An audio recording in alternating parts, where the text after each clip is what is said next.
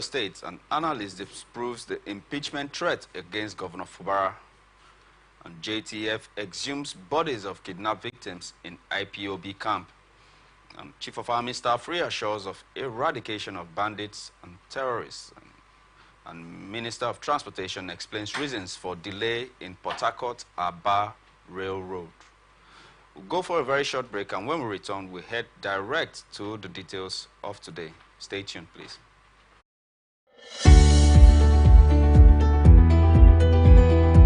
People into the country illegally. That is amazing. Honorable you human trafficker. Honorable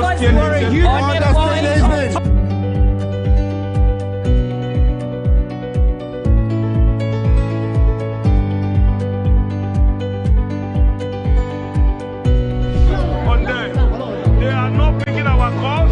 They made up their minds. So no agreement with the EU, but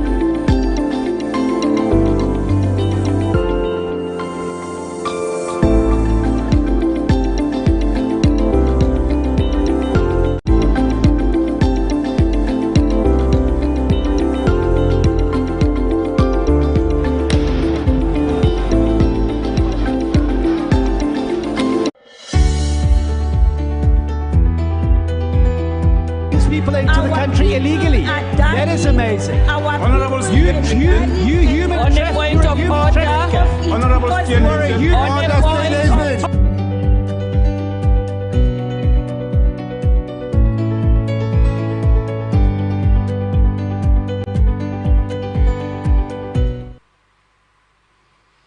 Welcome back, and now we head to the details for today.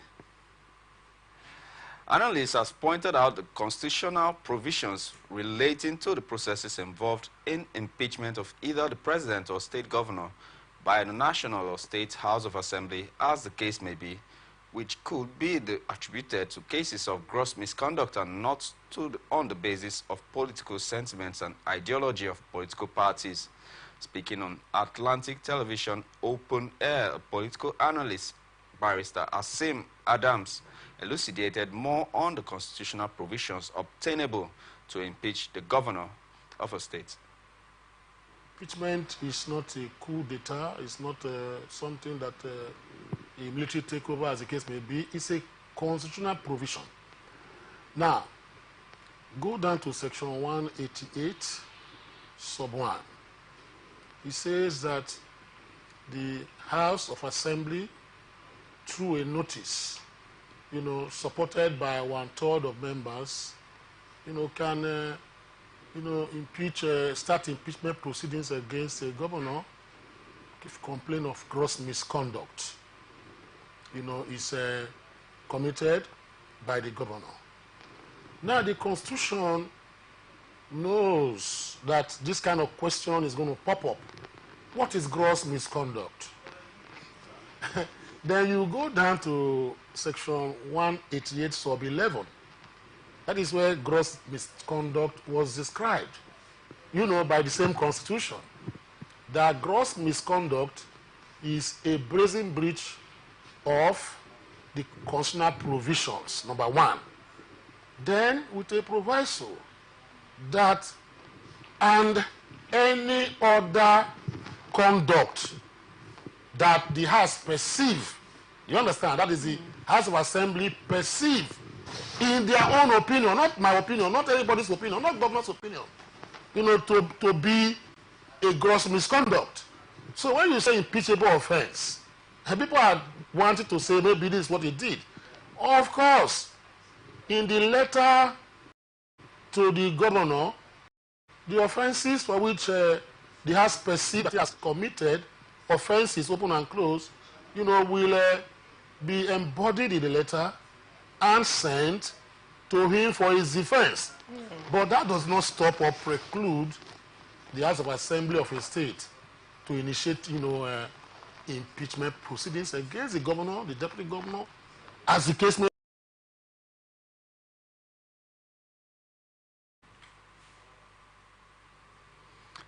Mr. Asim Adams urged the Rivers lawmakers to be more constitutional in the interest of the state and respect the mandates of Rivers people. Debauchery and the dismembering of the Constitution by an executive who thinks that he is, over and above the rest people, he can act with impunity. Even to add to what Emir said, it's very clear that a similar situation played out in Plateau State during the time of Joshua Dari. And up till now, that judgment of the Supreme Court has not been set aside.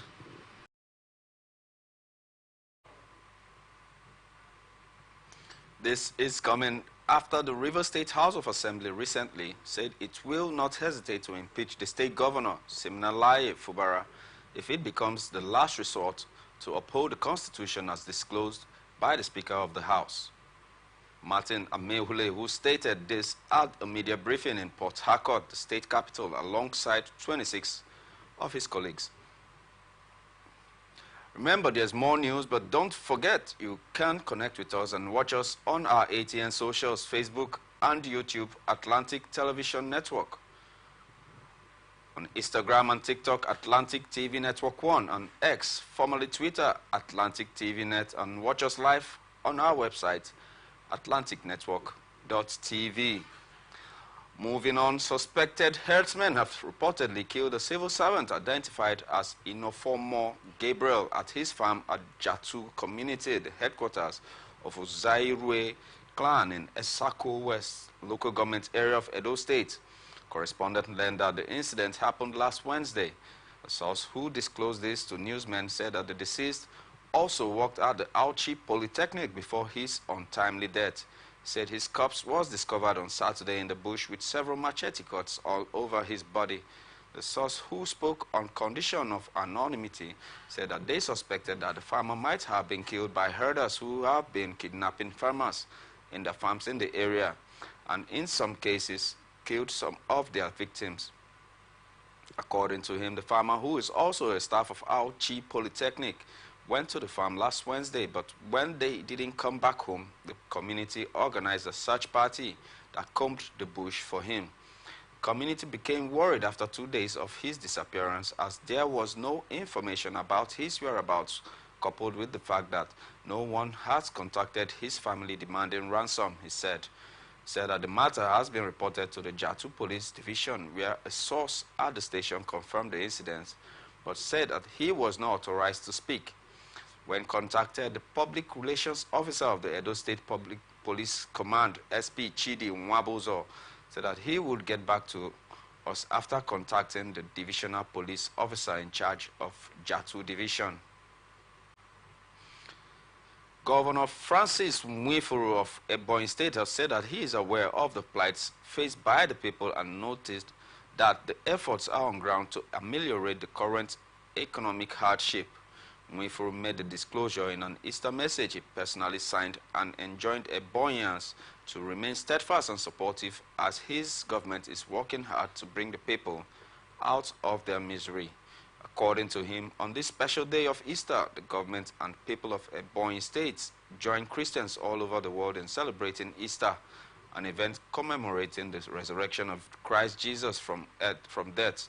It marks the end of Lent, a period of sacrifice and contemplation of the wondrous works of God, and it is a day of hope, joy, renewal, and rebirth.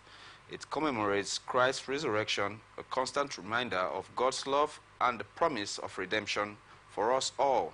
As a season of deep contrition and sober reflections, we hope we have reflected on all those who have suffered from violence and grief, social isolation, illness, poverty, deprivation, and other hardships. The governor added, as a responsive government, we keep propounding approaches towards getting our people out of misery within the shortest possible time. And so today we hold close to the Easter message that nothing, not even death, can match the power of faith, hope, and love. Therefore, I urge you to always remember the sacrifices of our Lord Jesus Christ and recommit yourself to love God with all your heart, embracing his call to treat one another with compassion. I urge you to use this period to pray for peace, social cohesion, progress, and healing in all areas of our national life. The Ebonyi State government on World Tuberculosis Day 2024 enjoined patients to always engage in early diagnosis and treatment for quick results. Speaking during a press briefing at the Centenary City, Abakaliki, the Ebonyi State Commissioner for Health, Dr. Moses Ekuma, described tuberculosis as one of the deadliest diseases and charged all stakeholders to show more commitment in the fight against the disease. He encouraged people to adhere to the recommendations of the World Health Organization and adopt innovations, while also calling for the involvement of civil society organizations to ensure that tuberculosis is reduced to the barest minimum.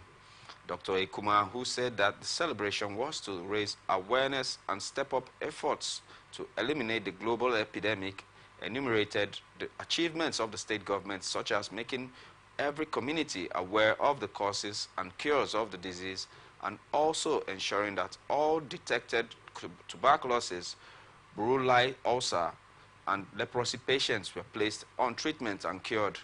Ekuma advised people to go for early diagnosis and cure, adding that 9 gene experts machines were installed in the state, in addition to the TB microscopic centers, to enhance the high technology and rapid diagnosis of all forms of tuberculosis in hospitals, including St. Patrick Hospital, FETHA Mata, PJH Uburu, Ezambo General Hospital Onueke, Mile 4 Treatment Center, Touch Diagnostica, Abakaliki, and DUFUTH. commissioner further said that the statistics of TB patients in the state rose from 63.4% in December 1997 to 86% in December 2023, with a treatment success rate of 90%.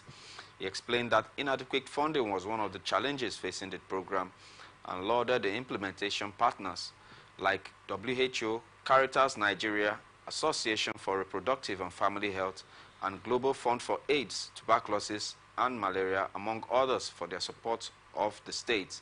Earlier, the program manager, the National Tuberculosis, Leprosy, and Brulai Ulcer Control Program, Chief Nwite Samuel, said that the purpose of the briefing was to disclose how far tuberculosis services have gone in the state. On his part, the Director of Public Health, Dr. Hyacinth Ebenyi, eulogized Caritas and other supporting partners for their encouragement and promise to continue sensitization in the state. The briefing was attended by representatives of WHO, Caritas Group, Instrat Global Health Solutions, and other relevant stakeholders. Troops of the Joint Task Force Operation Udoka have discovered and exhumed bodies of kidnapped victims from a camp belonging to suspected members of the indigenous people of Biafra and its armed militant wing, Eastern Security Network, in Imo State, southeast Nigeria. The Nigerian Army disclosed this in a post on its official Facebook page on Sunday. The Army said that the discovery and exhumation of the bodies occurred on Friday when the troops raided the suspected IPOB camp. It said that the camp is popularly known as Monday Oluchi Ogu Camp and also called B44 Camp. The statement said that the operation, which began on Thursday, was aimed at clearing the known IPOB ESN camp in Njaba River, which shares a boundary with Awo Omama community in Oru East local government area and Ezoha community in Mbitolu local government area of Imo State. During the clearance operations that continued on Friday, troops came in contact with criminals. Due to the superior firepower, the terrorists were forced to flee into the nearby bushes with various degrees of injuries and gunshot wounds. Troops further encountered and detonated some of the planted improvised explosive devices meant to hinder troops' movement, the statement said. It is disheartening to discover that some innocent Ndibo, some reportedly kidnapped, were gruesomely murdered and buried in shallow graves in the camp without any form of dignity, it added.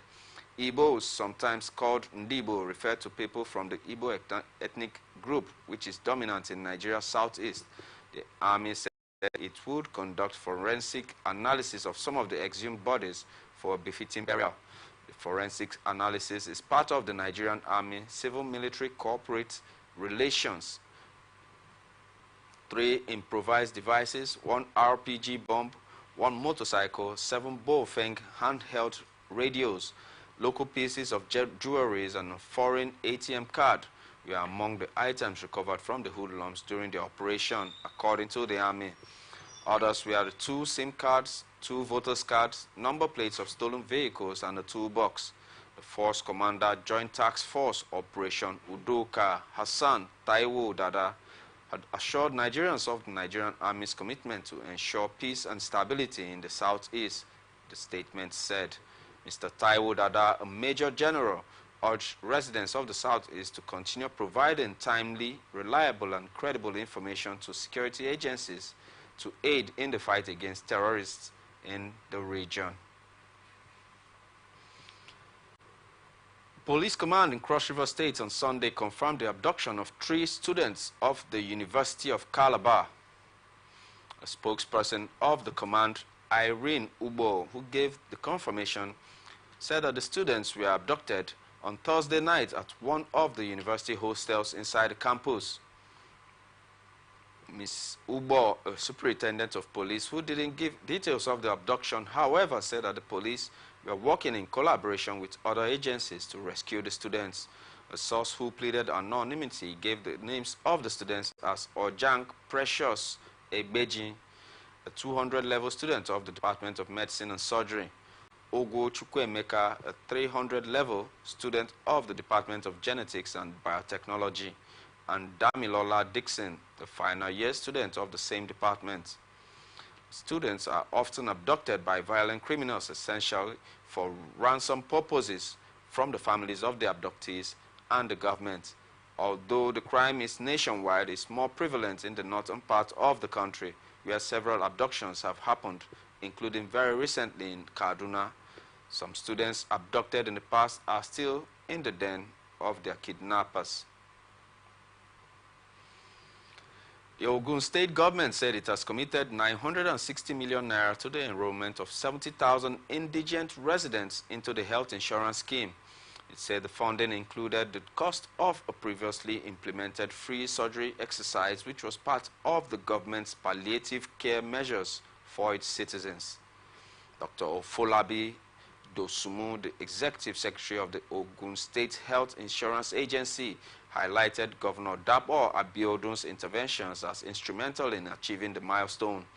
He said that the aim was not to only eliminate out-of-pocket expenses for vulnerable individuals, but also to work towards achieving universal health coverage. Dosumu explained that the Governor Abiodun's initiative, announced about 6 weeks ago, was designed to alleviate hardship in the country. Under this program, beneficiaries of the free surgeries are first enrolled in the health insurance scheme at no cost. They are then screened and scheduled for surgery. The total cost of enrolling 70,000 people in the insurance scheme, which started with the free surgical intervention, amounts to 960 million naira, he said. The police command in Lagos State said it has arrested a suspected fake soldier declared wanted by the military. The command spokesperson Benjamin Hundeyin, who confirmed the arrest to the press on Sunday, said that the suspect was arrested on Saturday at about 3 p.m. in Ijegun area of Lagos State. Mr. Hundeyin, a superintendent of police, said the suspect was arrested during a routine visibility patrol by the Ijegun Police Division along Fabile Estate, Ijegun in Isheri, Oshun. He said the patrol team arrested the man with the name of a sergeant major, full military uniforms alleged used for impersonation. We immediately sent for the military guard commander guiding the pipeline in Ije Ododo to come and identify the suspect. The military confirmed that he was a fake soldier. On interrogation, the suspect confirmed that the crime of impersonation. The military confirmed that he has been on its wanted list. The suspect will be charged to court upon completion of an investigation, he said. Governor Hyacinth Alia of Benue State has reaffirmed his administration's commitment to fostering digitally literate and empowered learners through smart schools. The commitment, he said, was being realized through collaboration between the Benue State Universal Basic Education Board and the National Digital Resource Center of the Universal Basic Education Commission.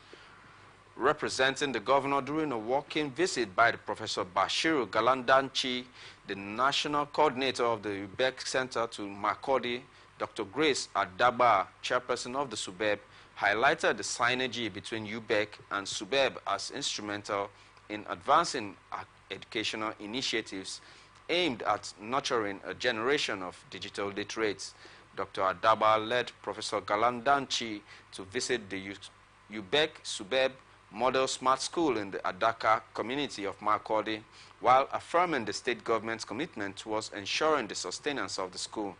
Professor Galandanchi commended Governor Alia's administration and teachers in the school for embracing digital resources to enhance learning experiences, stressing the importance of equipping learners with 21st century skills and knowledge to compete globally, expressing hope for high-quality smart education for all Nigerian children. 3 men have been arrested for rustling a total of 132 rams in Mashegun local government area of Niger State. The suspects are Muhammad Abdullahi Chomau, 30, of Ukoro, Kwara State, Aliyu Saliu, 20, of Guadabawa, Sokoto State, and Azika Ahmad 25 years of age, also of Guadabawa, Sokoto State. Spokesperson of the Niger State Police Command, SP Wasiu Abiodun, said that the suspects confessed to the crime during interrogation. He explained that they conspired and rustled 132 rams from 2 victims who were grazing the rams around the Marigi area of Mashegun local government area. Fortunately, on the 14th March 2024, one of the victims cited a member of the gang, Chumo, at the Zungeru market with 6 of the rams in an attempt to sell them. The victim raised an alarm, Abiodun said. He disclosed that immediately the suspect was arrested and led the police team to Jimmy village where all the rams were kept. Aliu and Azika were subsequently arrested. The suspects have been transferred to the crack squad unit of the police command for discreet investigation and diligent prosecution. Police spokesperson added that the rams have been released to the rightful owners. The Didango Geita community in Karim Lamido local government area of Taraba State was thrown into mourning on Saturday after 3 children were killed in a gun accident. 4 other children were also injured in the sad incident. The State Commissioner of Police, David Iloyomonom, in a statement issued in Jalingo on Sunday, dismissed the speculation that the children died from an explosion of a dynamite. The 3 children that died were playing with a Dane gun on a tree, whose gunpowder later exploded and killed them, the police chief said. According to him, 4 other children who were playing under the tree were injured, with 1 receiving treatment at the state's specialist hospital in Jalingo, the state capital. One Danjuma Audu gave the information to the police that there was an explosion which resulted in the death of 3 youngsters and the injury of the 4 others. On the receipt of the information, we deployed the anti-bomb unit of the Nigerian police force, who rushed to the scene, conducted a professional and thorough search, and discovered that no exhibit is related to dynamite or IED recovered from the scene. Instead, they recovered pellets from the Dane gun, which was evident in the bodies of the casualties and suspected to be responsible for their deaths. Since there was no assailant, it is suspected to be an accidental discharge, he explained. The Commissioner of Police said that the scene of the incident had been cordoned off and investigations were ongoing to unravel more facts. Further findings by the EOD unit revealed that the 3 pellets recovered are used in conjunction with the gunpowder to prepare the ammunition for Dane guns. Thereafter, we went to further interview Audu, who reported the incident to the police. He revealed that 3 children that died were the ones on top of the tree, while the ones in the farm with the other 4 that were on the ground sustained injuries that were very clear evidence to show that it was not an IED explosive, because if it were to be IED or dynamite explosion, those children on the ground and on the tree would have been shattered beyond recognition, Mr. Iloyomonon said. He identified the 3 deceased children as 2 11-year-olds and a 12-year-old. He said the first named victim was the son of the man who reported the incident. The police chief also named the injured victims as 2 7-year-olds and 2 8-year-olds. He said that some of the victims were the grandchildren of Mr. Audu, the owner of the rice farm where the children had gone to offer help. The Sokoto state government has requested an extension of the deadline for the payment of an additional 1.9 million naira by intending pilgrims for the 2024 Hajj pilgrimage. The appeal was made by Aliu Musa, the chairman of the Sokoto State Pilgrims Welfare Board, during an interview with the press in Sokoto. Last December, the National Hajj Commission set a minimum fare of 4.9 million naira per pilgrim based on the exchange rates at the time. Subsequently, NACON increased the fare by 1.9 million naira, bringing the total amount to 6.8 million naira with a deadline of March 28, 2024 for payment of the extra fee. NACON had attributed the latest hike in the Hajj fares to the foreign exchange crisis, which Nigeria has been battling for months. As of now, the Hajj Commission has not announced whether the deadline for the payments will be extended. Musa said that while some intending pilgrims from Sokoto State have begun paying the additional fees, the time given is insufficient. He said many of these pilgrims are traders and farmers who rely on their crops for funding, making it difficult for them to meet the deadline. Musa also mentioned that Governor Ahmad Aliyu has expressed interest in subsidizing this year's Hajj expenses for intending pilgrims from Sokoto State. He, however, said that the governor is currently in Saudi Arabia for lesser Hajj. Despite the challenges, Musa noted that there has been no request for refunds from pilgrims. Instead, they were making efforts to raise required funds to complete their payments. You're watching Government and Public Service Reports on Atlantic Television Network right here in the city of Port Harcourt. We will be back after this very short break. Don't move a muscle.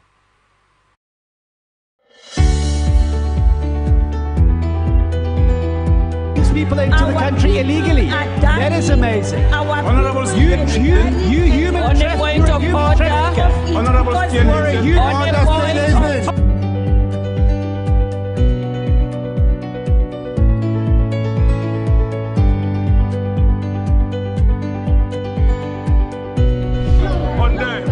They are not picking our calls.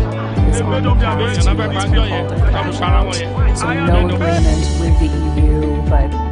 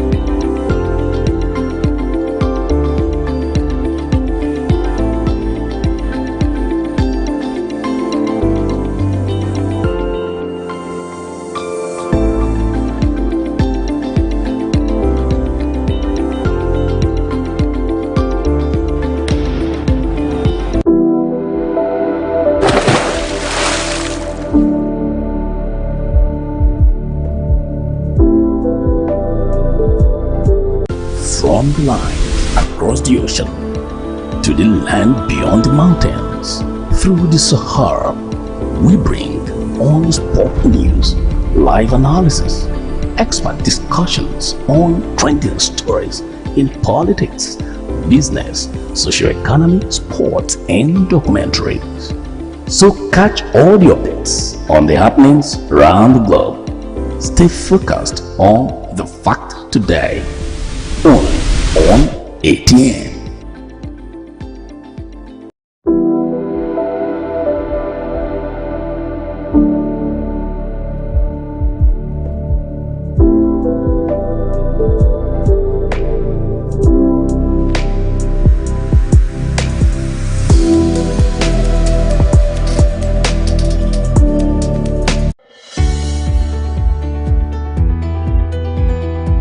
People into the country illegally. That is amazing. Honorable You human trafficker. Honorable You're a human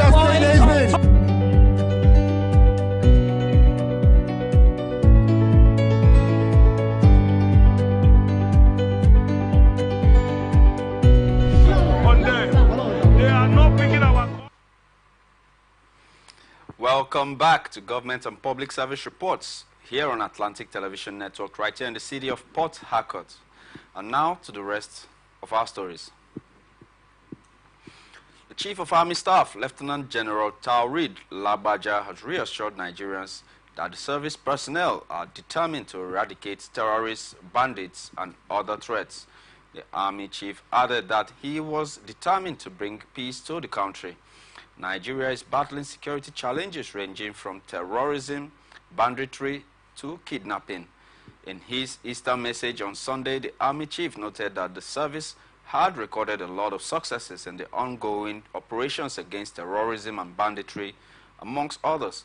Labaja said that the Nigerian Army remains committed, determined, and focused on ensuring the total defeat of insurgents, marauding bandits, and all other forms of external and internal aggressions disturbing the peace of the country. Accordingly, under my leadership, the Nigerian Army has continued to record tremendous successes in various operations at home and abroad.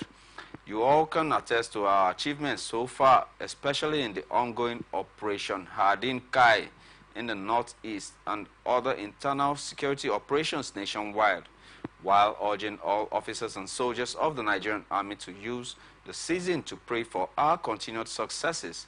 I wish our Christian faithful and indeed all Nigerians, Army personnel and their families a wonderful and happy Easter celebration. Labaja stated that he had provided the needed training and resources for his men to tackle the insecurity ravaging the country. He said, in line with my command philosophy to transform the Nigerian Army into a well-trained, equipped, and highly motivated force towards achieving our constitutional responsibilities, I have ensured the implementation of quality training and equipping towards combating the myriads of security threats confronting the nation. He assured his men that he would prioritize their welfare and training. Labaja said, as we continue to push towards the final onslaught of the adversaries troubling our nation, I assure you that the welfare of officers and soldiers, including training and provision of the needed equipment, will always be prioritized to enable us to discharge our constitutional responsibilities effectively. Labaja, however, charged personnel of the service to use the Easter celebration to offer prayers against all forms of negative forces militating against the peace and progress of Nigeria. He said, I therefore charge you all to use your Easter celebration to offer prayers against all forms of negative forces militating against the peace and progress of our dear nation. It is also my sincerest hope that the spiritual exercise of the Lenten season and the lessons learned will be imbued with us with greater zeal and dedication towards our constitutional duties. The Minister of Transportation, Saidu Alkali, has explained the reason for the delay in the commencement of the Port Harcourt-Aba standard gauge rail project. Speaking to journalists in Port Harcourt, Rivers State, during the inspection of the project, Alkali stated that the government was addressing financial issues relating to the project's award. He clarified that the project was awarded by the previous administration and that upon assuming office, the current administration resolved financing matters before starting the project, emphasizing the importance of having all financial arrangements in place before commencing such a project. The minister assured that once the financial aspects were sorted out, the project will commence promptly, reiterating the government's commitment to developing rail projects across the country. Alkali directed the contractor to connect the Port Harcourt rail to both the Port Harcourt port and the On-Air port as part of the project's implementation. The Minister of Works, Mr. Dave Umahi, has said that the federal government will speed up the construction and rehabilitation of federal roads in Ekiti State. Umahi stated this when he led the ministry's team in company of the Ekiti Governor, Mr. Biodun Oyebanji, on inspection tour of some federal roads in the state. The minister commended Oyebanji for his commitment to infrastructure upgrade in Ekiti State. He disclosed that Oyebanji had made case for the roads as part of the prosperity agenda of his administration. Correspondent reports that the minister was earlier received by Oyebanji at the Akure airport, and they inspected the Akure Ikere Ekiti and Ado Ekiti dualized road. The team also inspected Ado Ekiti Ijan Ekiti road, which was recently awarded, as well as Afe Babalola University Ado Ekiti Industrial Park Road, a model of concrete road construction.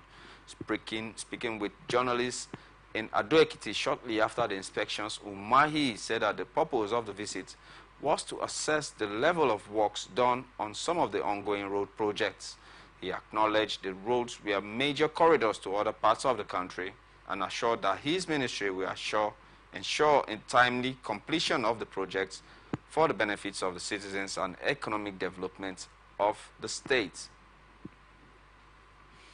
Federal government has adopted a virtual means of evacuating crude oil that involves the utilization of barges and trucks for the transportation of crude from the point of production to injection and storage points for eventual transportation to export terminals.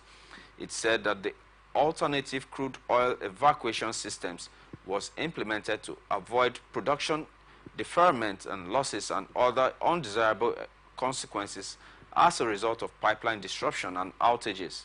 This is contained in a new presentation by the Nigerian Upstream Petroleum Regulatory Commission on Stability in the Nigerian Energy Sector, Integrated Strategies for Infrastructure, Transportation and Security, obtained by our correspondent in Abuja on Sunday.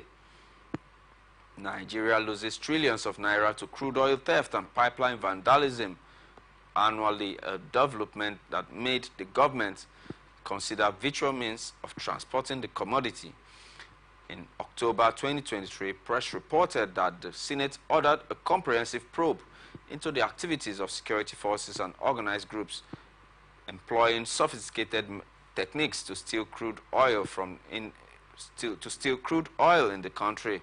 The report stated that the decision was prompted by a motion put forth by Senator Ned Nwoko, who reeled out the data on which Nigeria loses to pipeline vandalism and oil bunkering. Nwoko had pointed out that Nigeria lost 2.3 trillion naira to oil theft in 2023 alone, and to tackle this, the NUPRC said that government had to promote the alternative crude oil evacuation systems by transporting the commodity through trucks and barges instead of dumping them through pipelines. It stated that through collaboration with industry stakeholders, the Nigerian Upstream Petroleum Regulatory Commission had sustained its commitment in implementing targeted initiatives and various measures to combat vandalism and crude oil theft. According to NUPRC, the ACOES provides a flexible and cost-effective crude oil transportation system for new entrants into the industry, such as the new PPL holders during the extended well test and early production phases. The National Public Relations Officer, Independent Petroleum Marketers Association of Nigeria, Chief Ukadike Chinedu, commended the government for coming up with the measures to tackle oil theft. He noted that the revenue loss from oil theft was humongous, adding that any measures being adopted to halt this would go a long way in shoring up the nation's earnings from crude oil. The Senate leader Opeyemi Bamidele has called on Nigerians to imbibe the sacrifice and pains Jesus Christ went through on the cross. Bamidele, who said this in a statement, noted that the price paid by Jesus Christ, which saved humanity from eternal damnation, could be likened to the economic hardship currently being experienced by Nigerians, a situation he assured will pay off in due course. It is pertinent for us as individuals and citizens of Federal Republic of Nigeria to pick one or two lessons from the sacrifice of Jesus Christ on the cross. Though it was a painful sacrifice, but the sacrifice paved the way for the external redemption.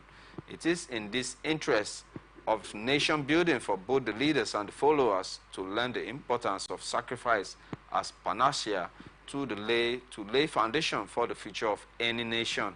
The sacrifice we are undergoing today may be painful just as it was for Jesus Christ over 2,000 years ago.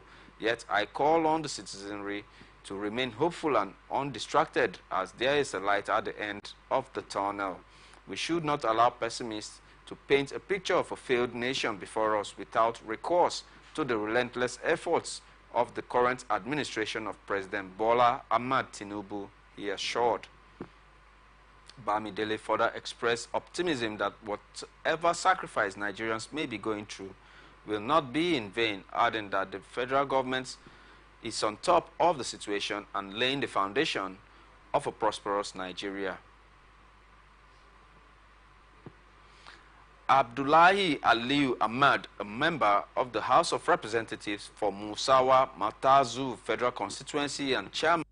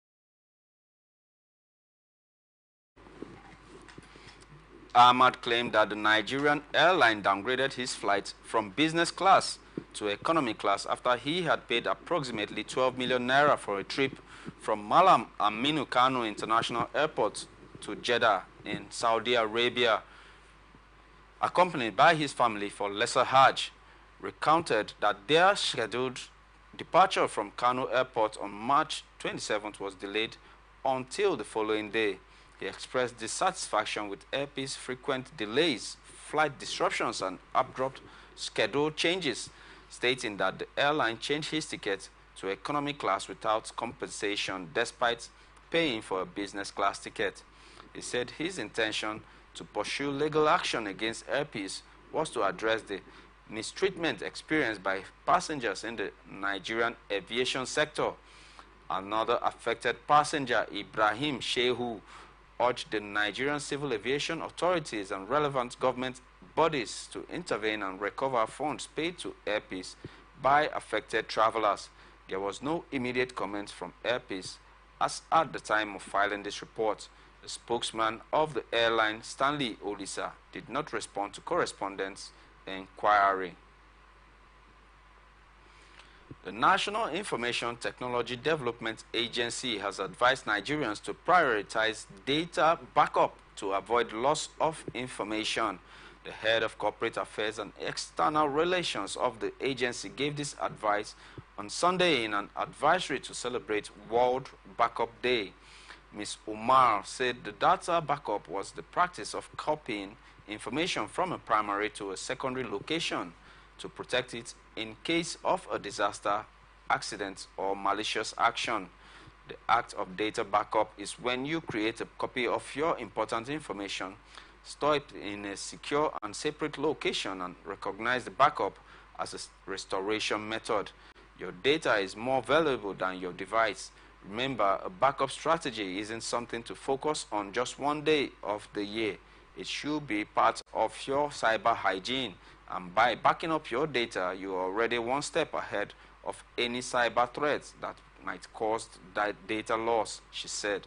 According to Ms. Umar, the rules of backup include keeping at least 3 copies of your data, maintaining the copies on 2 different storage media, and storing 1 copy off-site or in the cloud.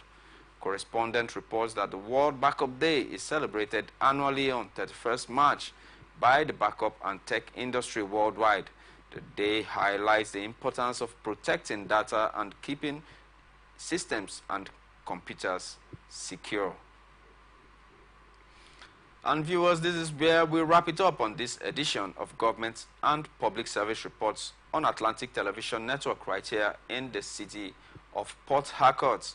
I am Raymond Ken Mbata, and stay connected with us on our ATN socials, Facebook and YouTube, Atlantic Television Network, and Instagram and TikTok, Atlantic TV Network 1.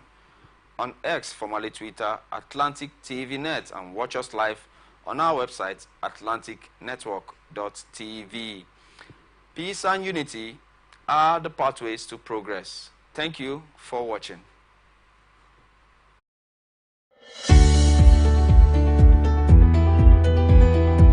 People into the country illegally. That is amazing. Honorable You human trafficker. Honorable You are a human